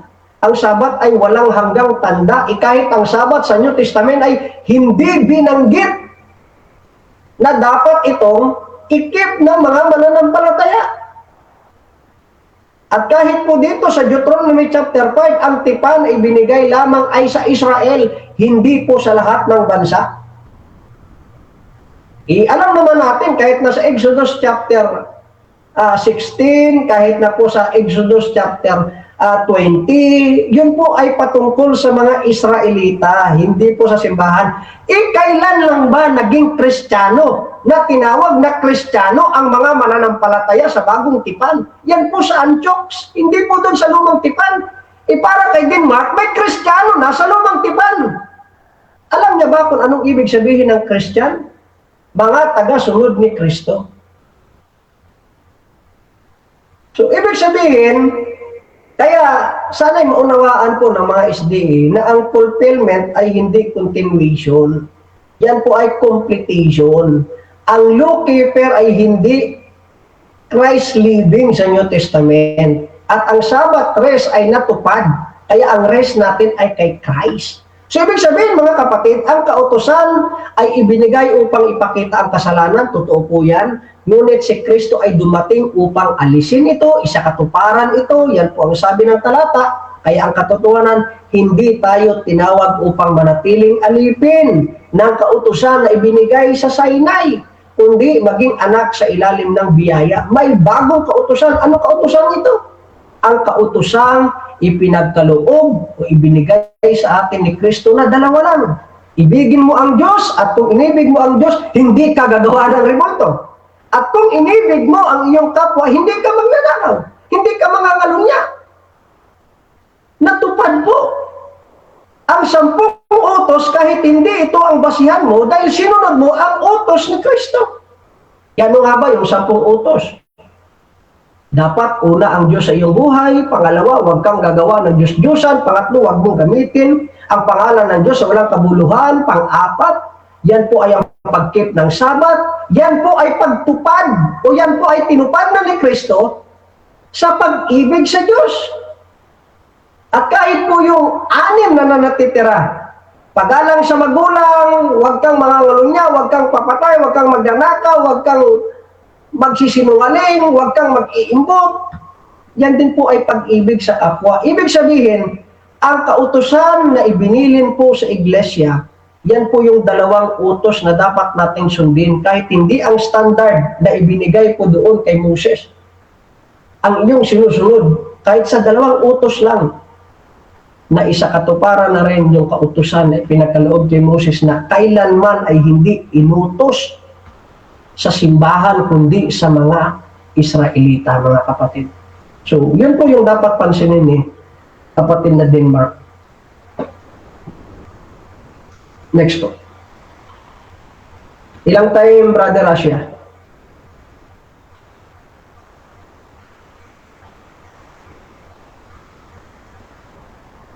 Okay, so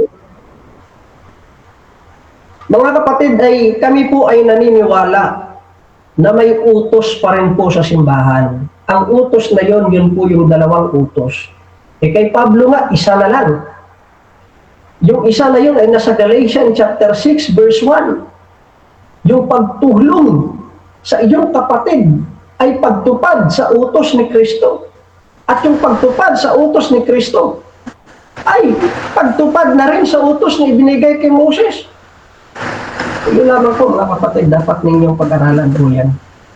At kailanman hindi ginamit sa Biblia na ang iglesia ay ang Israel. Okay, so dyan nagtatapos mga kapatid ang rebuttal ng ating negative. Dako tayo sa second cross ng ating affirmative. Brother Denmar Santiago ng Seventh-day Adventist.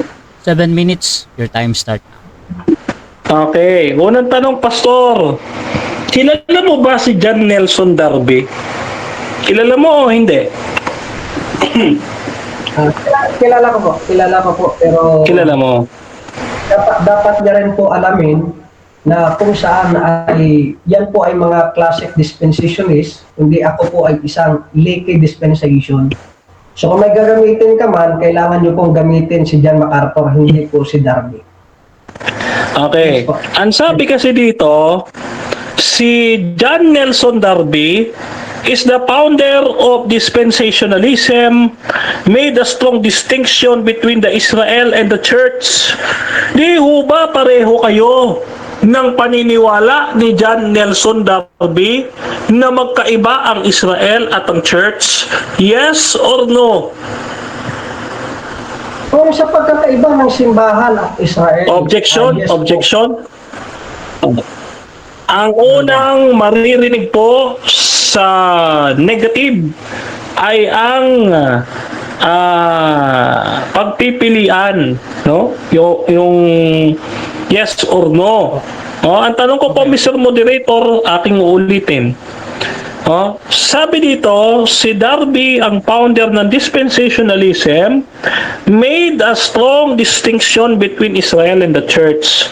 Kaya ang tanong ko sa kanya, di ho ba pareho ang kanilang paniniwala ni Pastor at ni John Nelson Darby na magkaiba ang Israel at ang church? Yes or no? Yes or no to? Bro, Yes po, may pagkakapareho po sa kay John Nelson Darby. Pero kailangan din pong alamin ni Brother Denmark na yung classic dispensational tsaka laity dispensation ay may pagkakaiba sa maraming turo. Kaya may mga pagkakataon sa turo po ni Darby na hindi po sang-ayon ang laity dispensation. Next po na tanong. Sa madaling salita, Pastor, yung turo po ninyo na Israel and the church is distinct in each other, ay inaamin nyo na yan ay dispensationalism. Yes or no? Yes po, dahil yan din po yung turo mismo ni Pablo. Kahit i-remove nyo man si Darby, kahit i-remove nyo man kung sino mga dispensation, yan po ay turo ng Biblia. Next po. Okay, next question. Next question tayo ha. Okay. Ito po susunod kong tanong. Dahil ho kayo ay dispensation, alam nyo po ba na ang dispensation yan po ay invented by the Jesuits sa Council of Trent according kay Steve Wilberg. Dito sa kanyang aklat na Left Behind by Jesuits. Nilikha ho yan ni Francisco Rivera at ni Alberto Rivera as Counter-Reformation. Alam niyo po ba yun? Aware po ba kayo? Yes or no? Hindi po tayo aware po diyan. Pero yung pagkakaiba po kasi ay marami pong pagkakaiba sa classic dispensational at sa Laity dispensation. So mas maaari sana na si Father Denmark pumukus po sa ating paksa. Hindi po kung saan po siya ulang. Mukhang wala Ngayon, na itanong. Ang tanong ko, Pastor, yun bang nasa Revelation chapter 12 verse 17? Ang nakalagay po ba doon sa Griego ay entole, na ang ibig sabihin ay 10 commandments? Yes or no? Yes po, yan po yung nakalagay, pero yan po ay tumutukoy po sa Law of Christ, not Law of Moses. Marami po yung mga scholar na nag-aaral po diyan na kailanman ay hindi po ginamit ni John yung Law of Christ o yung Law of Moses, na kung saan ay itinuro niya rin o itinukoy niya in the book of Revelation. Next po. Okay, next question. Okay. So agree po kayo na ang entole ay 10 commandments. Agree po ba kayo na yun ang ibig sabihin at definition nito sa Strong Concordance? Yes or no? Ano po? Yan po ay tumutukoy sa kautusan. Pero by context, kaninong kautusan yan? Kautusan yan ni Kristo. Next one. Okay, makapagbibigay ba kayo, Pastor, ng dictionary na ang entole hindi tumutukoy sa 10 utos? Yes or no? Yes po, mamaya sa closing statement ko, ilalatag ko po yan. Next po. Okay. Okay, assignment mo yan, Pastor, ha? Ngayon, isa pa. Dito po sa Mateo 16:18, aware po ba kayo dito sa definition ni Thayers? Aware po ba kayo na ito ay to rebuild, to restore, and to repair? Aware po ba kayo at agree dito sa definition ni Thayers? Yes or no? Hindi po tayo sa ngayon dyan dahil po yung tinatawag po dyan na oikodomism, yan po ay build up, to construct, to establish, hindi po to rebuild. Ibig sabihin, nagsimula po o magsisimula ng bago, hindi po ibabalik ang lumang Israel, kundi itatatag ang Iglesia ni Kristo. Next po. Okay, next question. Meron ba kayong maibibigay na diksyonaryo sa Greek katulad ng aking hawak na Thayer's Dictionary na ang okodomeo ay hindi to rebuild, to repair, and to restore? Meron po ba? Meron o wala? Meron na wala. Meron po. Mamaya ilalatag ko sa closing statement ko. Pangalawang Okay. Assignment nyo yan, Pastor, ha? Assignment nyo yan. Dalawa na assignment nyo. Okay, next question. Okay. Sunod kong tanong, Pastor. Okay. Ang sabi mo, si Kristo na ang Sabat. Saan mababasa yung presentation mo na si Kristo na ang Sabat, letra por letra? Saan po? Siya po ang katuparan ng Sabat.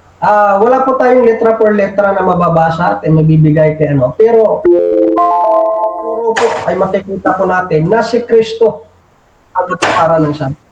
Okay, so dyan nagtatapos ang ating second stage ng ating debate. So shoutout muna mga kapatid sa ating nasa live. Kay Jimmy Evangelio, sabi niya yung sulpot ngayon lang lumitaw, ang 7th day ay mula sa paglalang. So Genesis 2:1-3.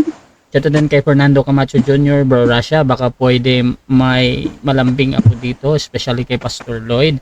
Patutunayan ko na ang 10 utos ay utos rin ni Kristo. At shoutout din kay Jimmy Evangelio, ang sulpot galit sa utos ng Diyos, Apocalypse 12:17, kasama ng dragon. Shoutout din mga kapatid kay David Stan, kung membro na sila sa iglesia, bakit kailangan nila uling umanib sa iglesyang itinayo ni Kristo sa bagong tipan? Shoutout din kay John Mark Bustamante. Tumpak, Pastor Lloyd. Ganda ng explanation. Finish na. Congratulations, Pastor Lloyd. Dadako tayo mga kapatid sa ating final conclusion. Mauna dito si Pastor Lloyd bilang negatibo mga kapatid sa ating paksa na dapat pa ring sundin ng mga Kristiyano ang 10 utos. Pastor Lloyd ng Calvinism. Your time start.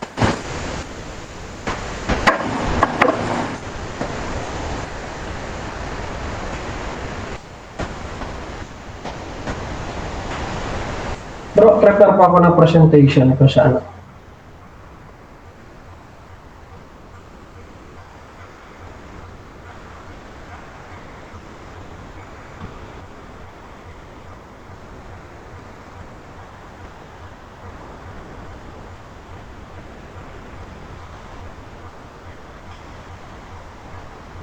Pangkukulangin ako ng oras.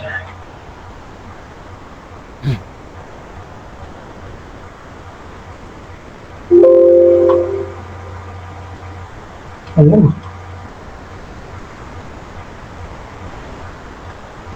Okay, shoutout muna mga kapatid habang naghahanta si Pastor Lloyd sa kanyang final conclusion. At ngayon Junjuniana, kay John Kenneth mga kapatid, at kay Fernando Camacho Jr., kung John Mark Bustamante, Willie Cruz mga kapatid, David D. Stan, shoutout din kay Reggie de la Cruz, lagi-lagi yan sa aking live, shoutout sa iyo palagi bro. Jimmy Ebanghelio, ayan, ay nawala. Shoutout din mga kapatid dito kay Junjuniana at Jonathan Baliktorian, ayan mga kapatid. Erlinda Musong, shoutout sa iyo. Joel Pablo, so malaking shoutout sa inyo. Kay Japet Amador, shoutout sa kanya. At dito din kay JC Maprangala. So, happy viewing mga kapatid. Start? Okay, so share ka ba? Wala pa bro. Na-stop. At pakicheck ako. Yan. So medyo hindi lang hindi lang siya covered. Proceed bro. So, thank you po.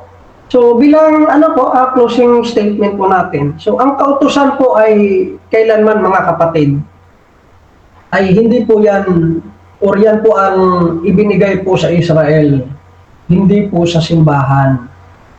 Kailangan pong maunawaan ni Brother Denmark na yung exegetical at may context na pag-aaral.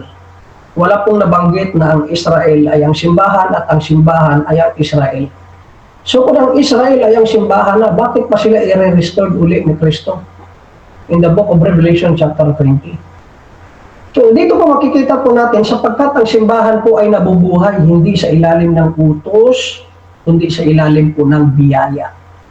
Ang kautusan ay natupad at kung mamumuhay man tayo sa kabanalan, ayan po ay sa pamamagitan ng katuwiran ni Kristo at sa banal po na Espiritu. Ang banal na Espiritu po yung nagpapabanal sa atin, hindi po ang pagsunod sa kautusan na ibinigay kay Moses, dahil the more na sinusunod ito ng tao, the more po na ipinapakita na siya po ay dapat hatulan sa kanyang kalagayan. Kaya ang tunay na Kristiyano ay hindi alipin ng lumang tipan, kundi anak ng bagong tipan, bagong pangako, na kung saan yan po ay tumutukoy sa bagong kombinante ng Diyos. Din po, dito po natin makikita, ano nga ba ang kahalagaan nito? Ang kaimportante po nito. So dito po, linilinaw na ang sakop po ng kautusan ay ipinapakita na ang tamang turo sa Biblia, na ang 10 utos ay bahagi ng Musaiklo. Kailanman hindi po naging parte ng simbahan o hindi po naging parte ng Mosaic Covenant ang simbahan. At ito po ay ibinigay po ito sa Israel bilang bayan ng lumang tipan at hindi sa simbahan na bahagi ng bagong tipan. Wala po tayong mababasa na yung pangako sa bayan ng Israel ay ipinangako niya po sa Pilipinas. Ipinangako niya po sa mga Hintil, wala po. Hindi po ganun. Kaya mali po doon si Denmark. Ano ang kahalagahan nito? Pangalawa, dito po ay pinapatingkad nito ang kalayaan ng simbahan sa biyaya ni Kristo. Hindi tayo tinubos para bumalik sa lumang tipan o sa kautusan sa Sinai, kundi upang mamuhay sa banal na Espiritu. Ang simbahan po ay tinawag upang sundin ang batas ni Kristo.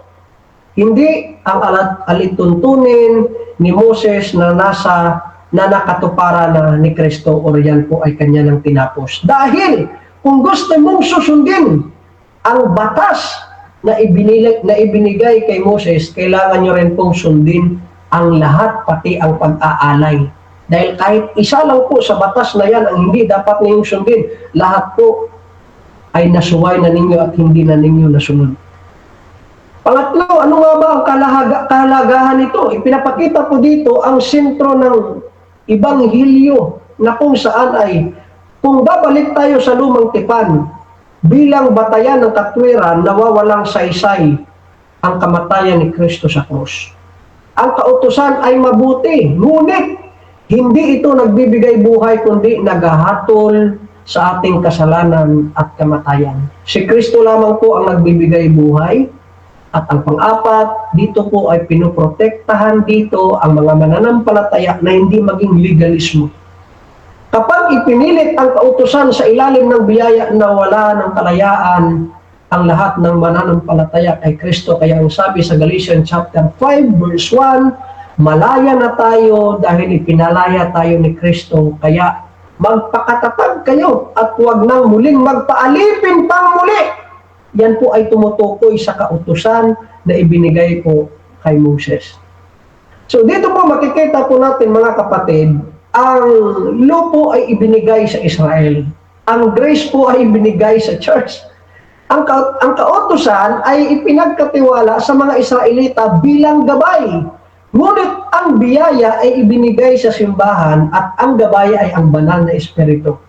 Ang Israel ay tinawag po na dapat sundin ang 10 utos, ngunit ang simbahan po ay tinawag upang sundin ang utos ni Kristo. Dalawa lang po. Hindi 10, hindi 300 plus, hindi 1,000 plus, o ilang libo man yan, kundi dalawa lamang po. At ang kanyang, at sa kanya ang lahat ng utos ay natupad, hindi sa pamamagitan ng bato, kundi sa pamamagitan ng dugo ni Kristo. Kaya mga kapatid, Romans chapter 6:14, wala na po tayong oras sapagkat ang kasalanan ay hindi maghahari sa inyo, sapagkat kayo ay nasa ilalim ng kautusan kung sa ilalim ng biyaya. Okay, so dyan nagtatapos ang final conclusion ng ating negative. Dako din tayo sa final conclusion ng ating affirmative sa kanyang pinatutunayan na dapat pa rin sundin ng mga Kristiyano ang 10 utos. Brother Denmar ng SDA, your time starts. Thank you. Hanggang ngayon, mga kapatid, mga kaibigan, lubog na lubog pa rin ang negative side sa pagkakataong ito. Hindi niya na ibuwal yung ating poste na patunayan na ang doktrina ng Adventist ay biblical base doon sa ating fundamental beliefs. Bagkos ang ginawa niya, pinagtabla-tabla niya ang mga talata ng Biblia. No? Ang ginawa ho kasi ni Pastor, not rightly dividing the word of truth, kundi disengaging or disorganizing,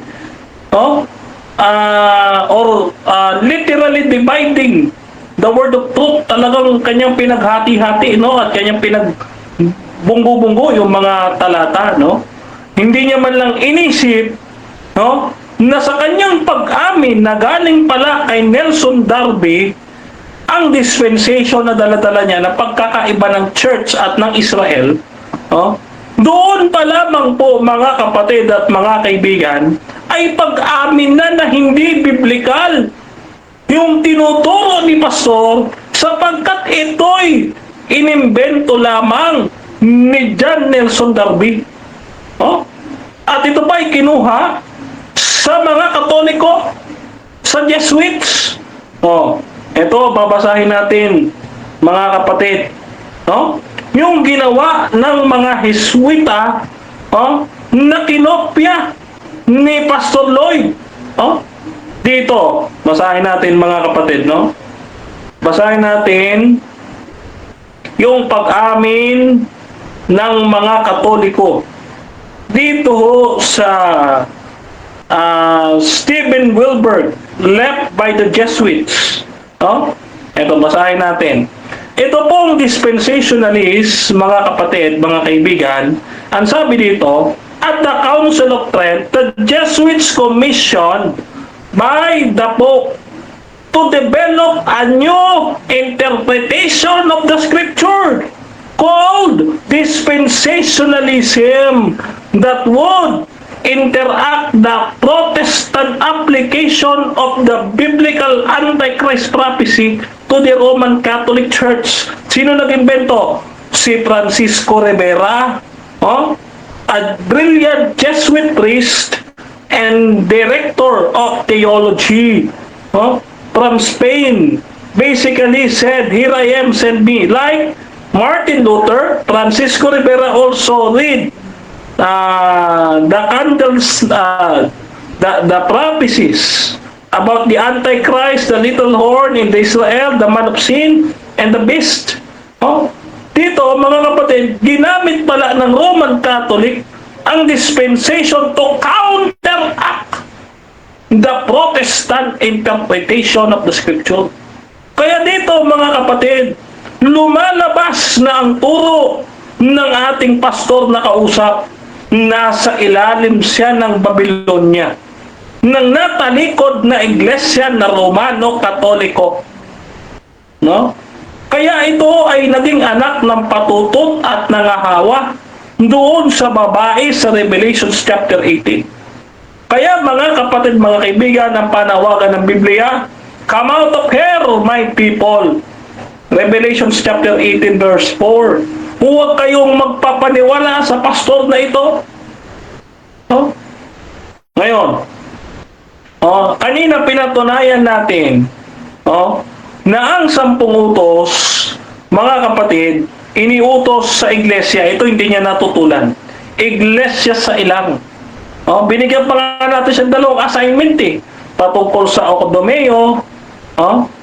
Yan. Patungkol dun sa Entole, wala siyang nailabas. Bakit? Kasi wala siyang maitututol doon sa ating itinayo. Kaya dito, mga kapatid, yung negative side, hindi na makakabawi dahil tapos na ang debate. Kaya mga kapatid, mga kaibigan, kanina pa po natin nire-rebat yung kanyang mga arguments. Paulit-ulit na lang yung pag-ibig sa kapwa, pag-ibig sa Diyos, yan kategorya. Kategorya yan, pero ang bumubuo dyan sa utos pa rin. Yan po ay nasa matandang tipan. Okay, so dyan nagtatapos mga kapatid ang debate natin between SDA and Reform. At before natin end yung ating live, syempre gusto ko muna kayo magpasalamat sa lahat ng nanood at makakapanood pa dito sa magre-review sa 172 na nag-comments. Unahin natin si Brother Den. Okay, isang mapagpalang gabi po sa inyong lahat, mga kapatid. Purihin at luwalhatiin at pasalamatan natin ang ating Panginoong Diyos, ang Ama, ang Anak at ang Espiritu Santo, na iisang Diyos na 3 persona. Mga kapatid, one God in 3 beings, the heavenly trio, mga kapatid. Ayon kay Sister White. Kaya naman, ang inyong pong malitalikod ay nagpapasalamat din sa bumubuo ng ABIM ng Advent Biblical International Ministries, panguna ng aking mentor, Dr. Rocky Tulog, at ng aking partner in crime, Brother Fernando B. Camacho Jr., yung aking kakambal na mas gwapo po ko yan.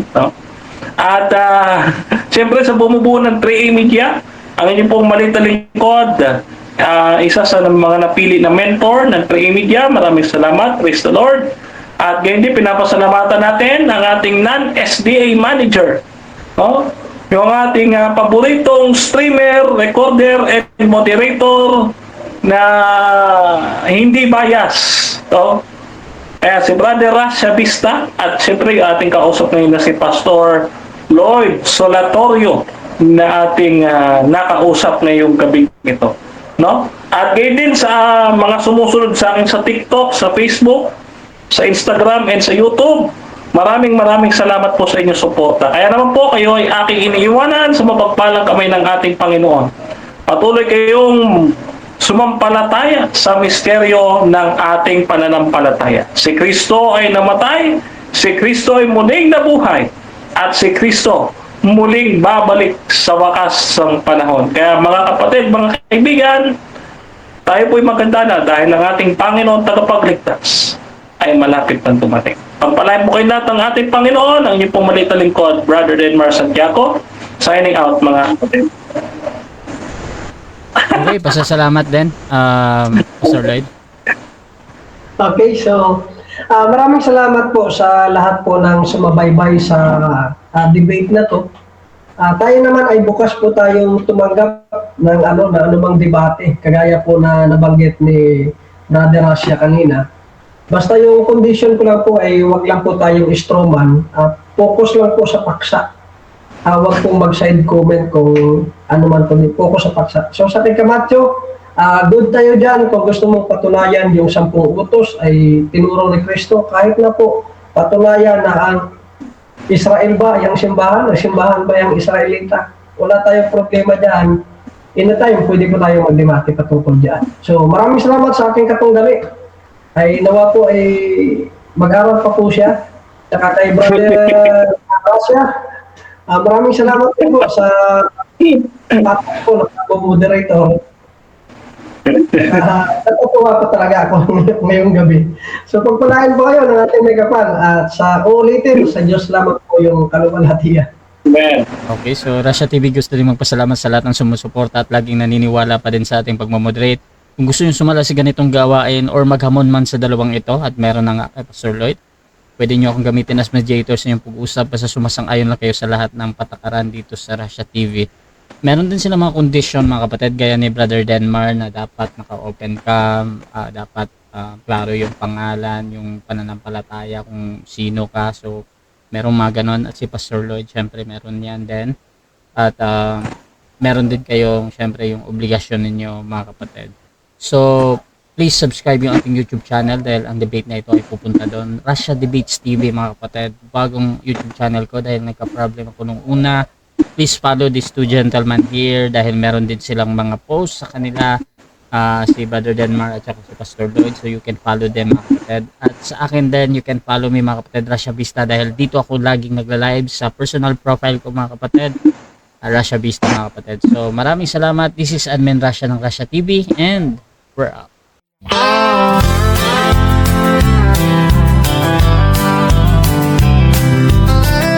Fernando Baeza Camacho Jr., a name we hold dear, serving God faithfully year after year,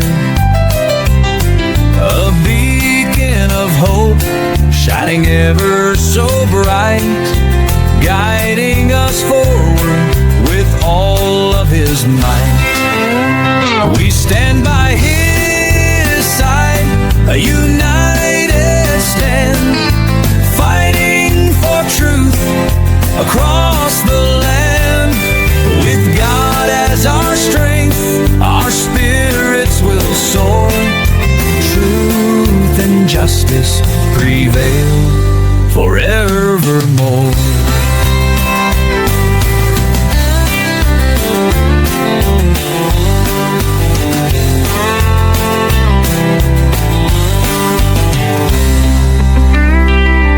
We stand by his side, a united stand, fighting for truth across the land.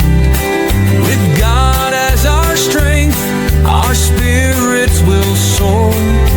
Truth and justice prevail forevermore.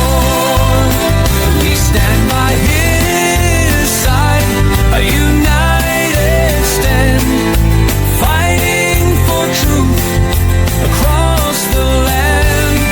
With God as our strength,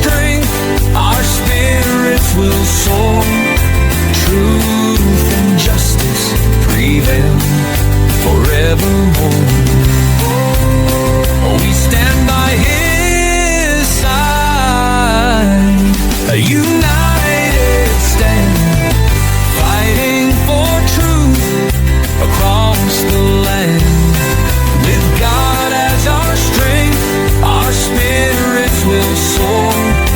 Truth and justice prevail forevermore. Forevermore.